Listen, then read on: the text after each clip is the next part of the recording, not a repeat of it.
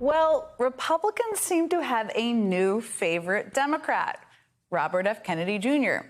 And his long-shot presidential run against Joe Biden have become something of a fixation in right-wing circles, a bit of an obsession. Leading Republican candidate Donald Trump has openly praised him. Fox News has dedicated a considerable amount of airtime to him, raving over everything from his workout routine to his family name, yes, Fox and the Kennedy name, and how he is, quote, polling so well against Joe Biden, even though, just as a side note, he is around 50 points behind, and that gap is apparently widening as people get to know more about him. But Fox has published more than 80 articles and videos about Kennedy since he launched his campaign in April. And just to put that in perspective, that kind of expansive coverage is usually reserved over there for woke Mickey Mouse, communist Barbie, and other topics along those lines. And more coverage seems to be coming. Sean Hannity is going to host a town hall with RFK Jr. this week. Even Republican lawmakers love this guy. When RFK Jr. testified this week at Jim Jordan's latest hearing of the so-called Government Weaponization Committee, Republican member Chip Roy gave him a special introduction. Mr. Kennedy finds himself receiving the scorn of both the political left and right, because if one dares challenge the orthodoxy of the powers that be, then one is their enemy.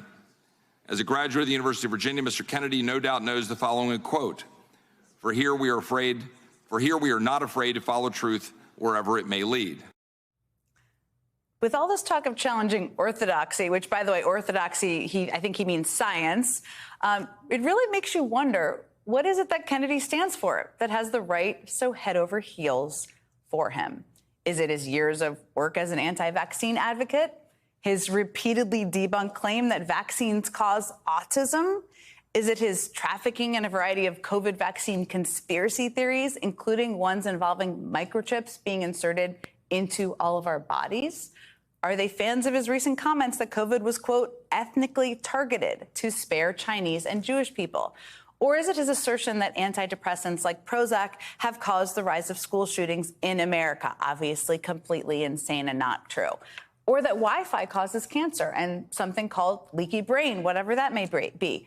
Or is it his claim that chemicals in the water could be turning kids transgender? I couldn't even cover all of these outlandish, crazy claims because we need to continue with our show. But RFK Jr. has a long list of them. And I'd like to know which ones make House Republicans so eager to platform him. Or maybe it's really not about RFK Jr. at all, but instead about Joe Biden. Like that saying goes, the enemy of my enemy is my friend. That may make more strategic sense, but it would be incredibly cynical if Republicans were elevating a conspiracy theorist who spews false and inaccurate lies, some that could even be damaging to the public and public health, just to create trouble for their political opponent. I mean, that would be a leap, even for the right, to embrace a candidate enamored with conspiracies, just as a means to advance their own political objectives. They've never sunk that low before, or have they? Do you accept that President Obama was born in the United States, is not Muslim? I really don't know. His father was with Lee Harvey Oswald prior to Oswald being, shot. I mean, the whole thing is ridiculous. All of this with the global warming and that, a lot of it's a hoax. It's a hoax. If you have a windmill anywhere near your house, congratulations. Your house just went down 75% in value. And they say the noise causes cancer. You told me that one, okay?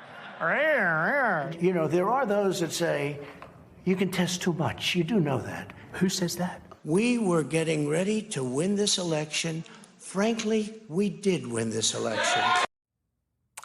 So maybe, just maybe, the problem isn't just RFK Jr. or even Donald Trump. Maybe the problem is the tendency to give credence to conspiracy theorists. Here's the thing. There are two explanations, only two here, for why the right loves RFK Jr. so much.